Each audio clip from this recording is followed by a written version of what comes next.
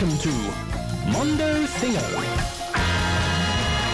Tonight, we indulge in the guilty pleasure of Australian talent shows. Put Cyndi Lauper on the Mondo grill and toast our newest star animator, Sejong Park.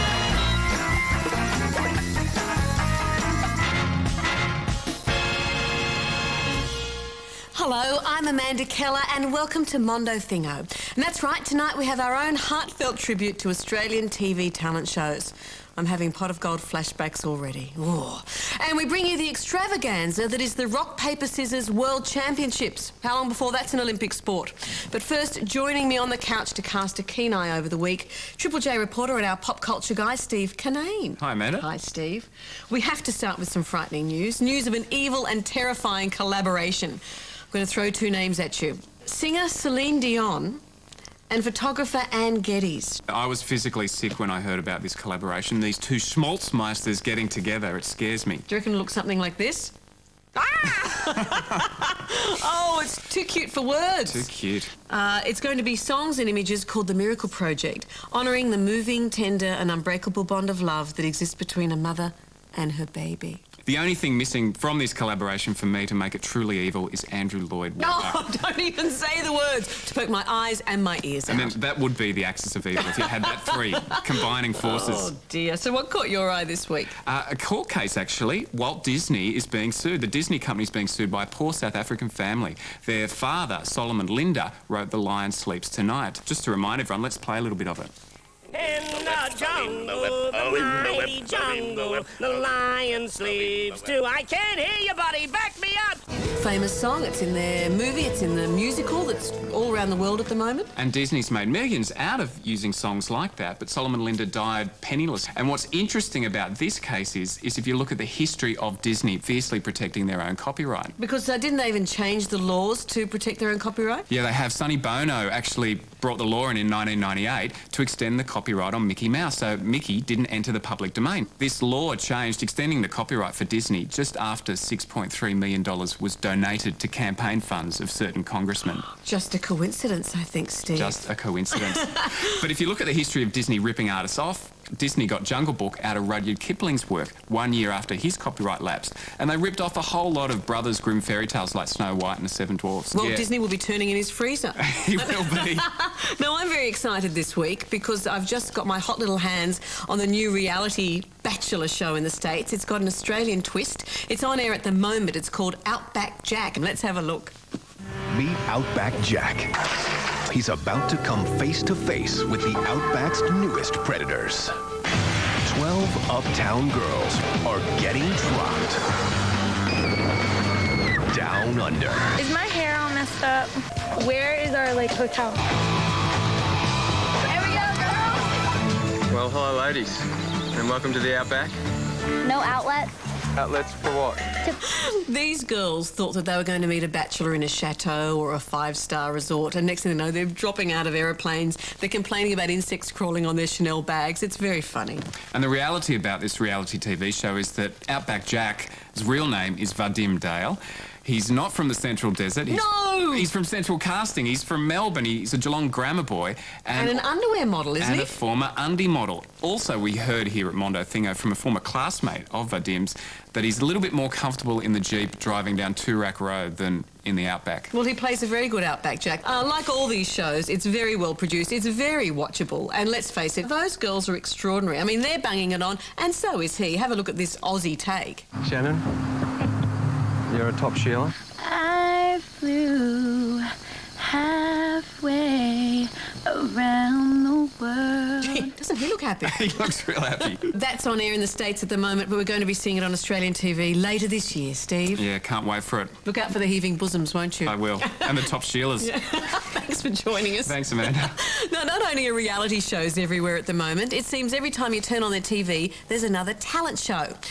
Now, contestants on TV talent shows aren't so different from gladiators in the Roman Colosseum. Except today, if we don't like an act, we send in a text message, not a lion. Now, as Australian Idol 2 prepares a whole new troupe of nervous hopefuls for the spotlight, we thought we'd review Australia's proud history of TV talent shows. Now, some have worked and some gloriously haven't, but they've all been a hard act to follow. Yes, we Like flares and fluoro, TV talent shows are a fashion that just keeps coming back. So where did this obsession start? We've always liked the chance to watch a star being born or someone make a fool of themselves on national TV. The talent show formula seems simple enough, but some shows have worked and some, well, we'll see what you think. Our first contestant is New Faces. It was on and off our screens for 30 years. Originally seen only in Melbourne, it soon went national. Sometimes patchy, it was saved by star and soul of the show, the witty and tolerant Bert Newton. I would love to be able to tell you what we're doing in the first program, but I won't, because I don't know. Often the supportive smiles of the host and judges got quite a workout.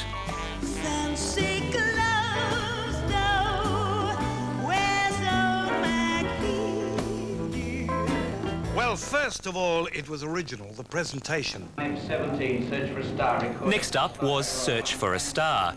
But did it ever find one? Not nearly as slick as New Faces, it was sometimes like watching a slow-motion car crash with sequence. La la la la la la la la la la la la. Close your eyes and I'll kiss you. As a recent top-rating TV special proved, people still love Young Talent Time. Kitsch, corny and sentimental, it ran for nearly 18 years, with host Johnny Young and a cast of junior wannabes who grew up to be adult wannabes. A landmark TV talent show was Channel 10's Pot of Gold. This is where amateur cabaret acts went to die, and it also introduced the then radical concept of the nasty judge. And born for the role was the flamboyantly bitchy Bernard King. His biting comments were often the highlight of the show. Tommy said you were a gardener. Shut up and hold the hose. And he paved the way for future mean judges like Red Simons on Red Faces. Not that Bernard didn't encourage genuine talent, but as performer Piffy found out, sometimes didn't want Uncle Bernard as a fan. Totally subjective to the performance of one so attractive and so young. You really have to close your eyes and say, he's only little, don't get carried away, Bernard. The ABC's take on the TV talent game was Quest, toying with some rudimentary ideas that now look like reality TV. Viewers met the contestants in their natural habitat, learning that this opera singer was a part-time waiter and this contortionist liked to draw. Some contestants even performed away from the studio in a quasi-film clip. What a difference a day makes, and the difference is you. Also, like reality TV, viewers decided the winner by phoning up at the end of the show. But reality really kicked in when the show was axed after 2 years. Picking up where Quest left off was 2000's TV phenomenon Pop Stars. From thousands of hopefuls, an all-girl group was chosen and christened Bardot, who went on to conquer the charts armed with nothing but a couple of shamelessly derivative songs. Don't you treat me bad, don't you make me sad. And it worked for a while, but soon their fans woke up and the dream was over. The next series of Pop Stars was a bit of an also-ran, and Pop Stars Live barely ran at all. So, are there any other talent shows I've forgotten? What about me? No, I didn't think so.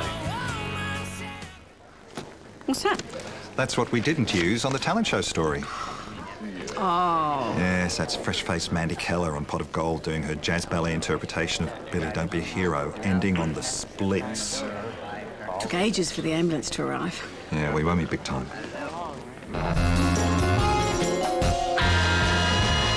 Still to come on Mondo Thingo, the Rock, Paper, Scissors World Championships. No vertical paper, no horizontal scissors.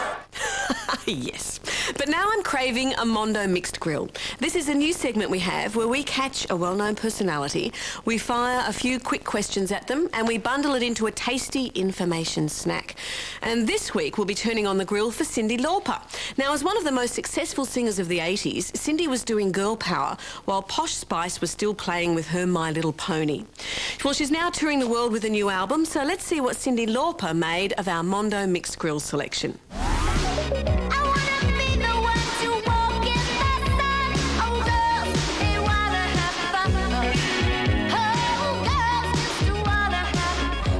worst album you ever bought? A Beatle album. I guess Rubber Soul. Your worst fashion mistake? I've had a few. But some were on purpose because everybody kept copying me. So then I kept saying, yeah, copy this one. You'll never copy this one. Vanilla or chocolate? Oh, God. Both. The song you most like to dance to? Ever? Ever. Sexual Healing. When that song first came out, I lived alone. This sounds really bad, but it's really not. It was very freeing. I took off all my clothes and I danced in my apartment, naked. Can you give us your best Aussie accent? Good day, mate. And it's not a good one, yeah. When you hear the words Mondo Thingo, what do you think? What do you think I think? Am I right? A 12-strapping No, I'm sorry. It's a family show. I can't think like that, no. Thanks, Cindy. Now, the game of rock, paper, scissors means all you need is 2 hands and a count of 3 to settle any argument. But if you think RPS, as it's called, doesn't have any stadium appeal, well, the Rock, Paper, Scissors World Championships in Toronto begs to differ. An impressive venue crammed with thousands of fans watching the elite rock, paper, scissors exponents from around the world. Don't believe me? Take a look. Bus. Scissors, touch paper. Point, layer 2. Need a second. Tonight we've got 1,000 of the world's best rock, paper, scissors players competing for $5,000 and champion of the world. We're the Legion of the Red Fist, and we are the preeminent Rochambeau team in the world. I want to remember this face, okay? Because this is the face that's going to be up there with 5 Gs. Pete Lovering's the guy we're gunning for. He's the current champion, and I hope to take him down. I got involved in rock, paper, scissors like everybody at the age of probably 3 or 4, playing with my brothers for the last cupcake and the last piece of pizza and that sort of thing. The annual Rock, Paper, Scissors World Championship is held in Toronto, Canada, and is governed by the World RPS Society's Players' Responsibility Code. No vertical paper. No horizontal scissors. Shooting from the hip. None of that. No American bullshit dynamites. This is Canada and Canadian rules. Understood. And also the delayed throw. Put the hand down and all of a sudden the scissors come out when they see that someone else has thrown paper. Go! Shambo, go! No, vertical paper not allowed. Horizontal. This is a warning. The next time you're docked a point. Got 2 steely-eyed competitors here. Some people, ignorant people, think rock, paper, scissors is little more than a game of chance, but the strategies are rich and varied. When confronted with rock, throw paper. I'm about having a clear mind and classic sort of meditative studies and cutting out all the extraneous factors. I'm very much into chaos theory of throwing. Frankly, my brain doesn't know what my hand is throwing. Some players are scripters. They'll come in like weeks ahead and they'll have all their moves scripted. Other players are gambit players, and they do things like if you play rock, rock, rock 3 times in a row, that's known as the avalanche gambit, or paper, paper, paper is the bureaucrat, or paper, scissors, paper is the scissors sandwich. So it's just finding moves together, just like chess, really.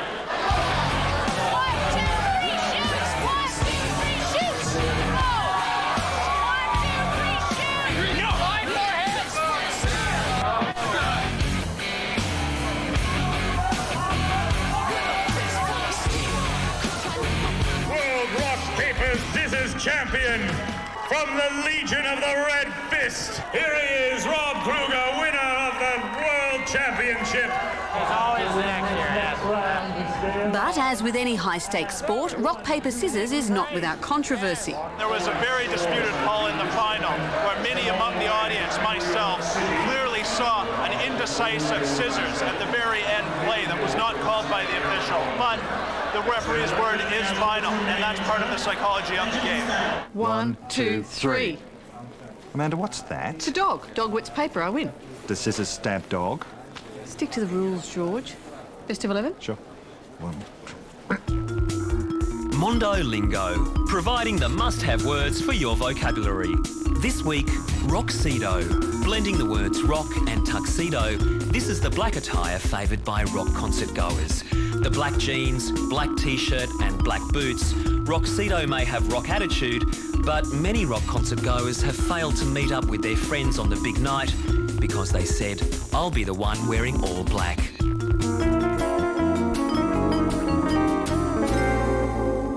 Still to come on Mondo Thingo, the Australian student animator who took on an Oscar winner and won. But now to the Beastie Boys. From their first album in the early 80s, they've been musical trailblazers, experimenting and innovating, but always with a sense of fun. Well, their new album, To the Five Boroughs, has just been released, and it sailed to the top of the charts everywhere. But there's even more to the Beastie Boys than their music, as we're about to find out in this Mondo cheat note. When they first emerged onto the music scene, many dismissed them as a passing fad. But the Beastie Boys were destined to become the first commercially successful white rap act, paving the way for everyone from Vanilla Ice to Eminem. But rap was not their first musical choice. Originally a hardcore punk band, the Beastie Boys went through a number of band members before settling on their final lineup, MCA, Mike D and King Ad Rock. 1985 was a big year for the trio. They signed up with Rick Rubin and Russell Simmons on Def Jam Recordings. Before producing their first album, Rubin convinced them to drop punk for rap. A good call because License to Ill became the first rap album ever to reach #1 in America. Did you enjoy your lunch, sir? You wouldn't believe it. The white ones were worse. Rick Rubin's compelling but amateurish movie about Def Jam, Tougher Than Leather, documents this time and explains the crossover appeal of the Beastie Boys. They mixed rock with rap, spearheading a new musical genre while also annoying parents. Their next album, Paul's Boutique, was released in 1989 and was an innovative, sample-driven landmark. With this, the Beastie Boys were becoming Beastie Men, and their next move showed they wanted to be masters of their domain. The first release on the Grand Royal record label came from Luscious Jackson, whose drummer, Kate Schellenbach, had been in the early punk incarnation of the Beastie Boys. The first Beastie Boys album released on their new label was Check Your Head. The album had a raw live sound and gave the first hint of the Beastie Boys with a social conscience. Grand Royal signed many noteworthy bands, including At the Drive-In, Ween and our very own Ben Lee. But back to their music.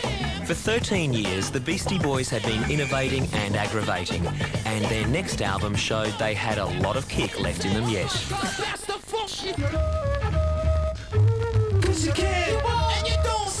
The release of Ill Communication was a turning point for the Beastie Boys. With it, they set off in a new direction of art meets politics, and they began a public awareness campaign about the plight of Tibet. There's a few things that we all can do to make it better. For this, they organised a series of Tibetan freedom concerts, raising millions of dollars for the cause. And they were still innovators. The clip for the single Sabotage was directed by a young videographer, Spike Jones, and became one of the most influential of the time. A cause that was a little more lost was Adam Horowitz's patchy acting career, seen here in the somnambulistic Roadside Prophet. Started smoking when I was 7. Never buy them, though.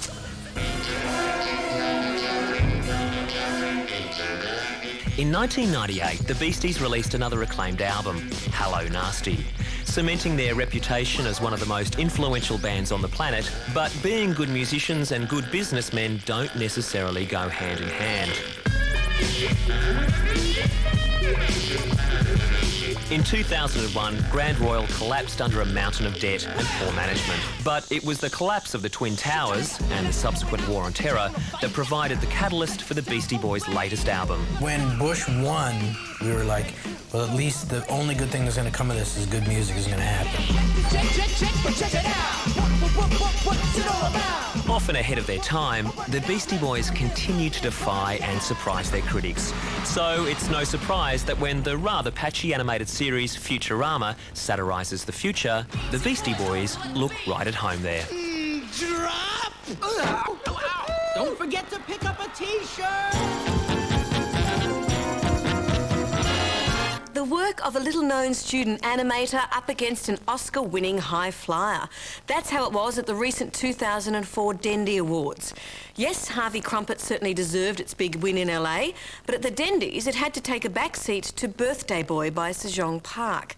Sejong's a Korean-Australian animator who's shining at a time when Australian animation seems to be taking on a life of its own. So what does it take to beat an Oscar winner? Let's find out.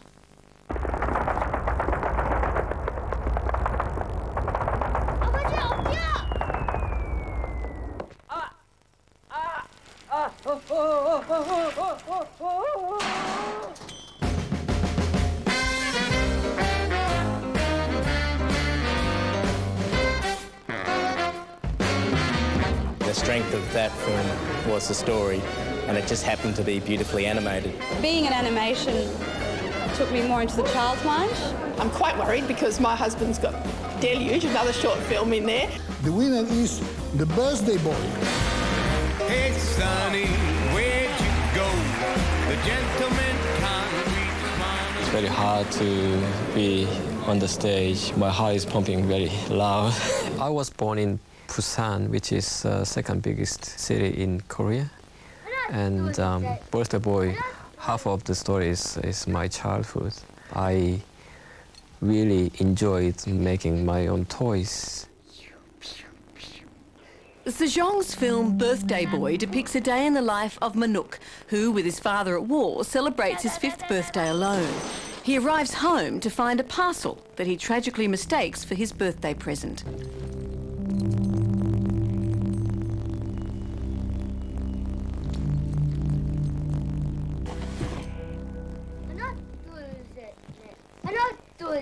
When I studied uni, I saw Miyazaki Hayao's first film, Nausicaa.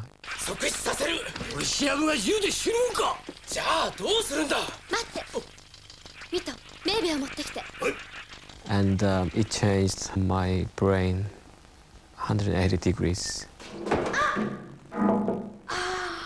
So because of that, I wanted to make something very observational, but telling very strong story behind. Sejong came in with very strong skills as an illustrator. He'd done a lot of commercial work in that area. Plus, he'd done some 2D animation. So it wasn't too much of a stretch to give him the technical skills in 3D. Because of my language problem, I couldn't really write straight away. I had to make script with a picture. I think as soon as we saw the storyboards of the project, it was pretty clear that we had something quite special. Definitely when we saw the first rough storyboard animatic, it was clear that he had a sense of timing as well that was really developed. After all this 2D animatic, I had to create object that you see on the picture. I built all this background and put the character on top. He's got a real eye, a visual eye, but he's also got strength as a storyteller, and I think that strength is very rare.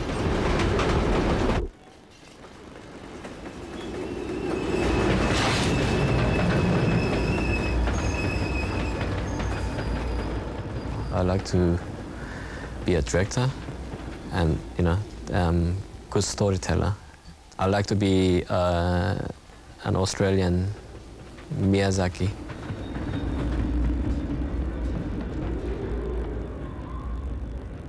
Next week, we get down and dirty at the Australian Monopoly Championships. Run Stephen King up the flagpole, trace the evolution of cloning movies, and steam up the screen with Ioan Griffith.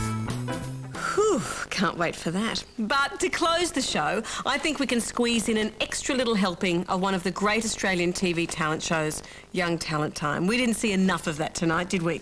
This is the show that was supposed to last 13 weeks in 1971, but it became an all-singing, all-dancing TV staple for 18 years. Deborah Byrne, Tina Arena and Danny Minogue were just 3 of 42 Young Talent team members who made this show such a TV landmark. It's interesting to think that this is what television looks like when the entire cast has to be in bed by 9 o'clock. Bye for now. I'll be a long-haired lover.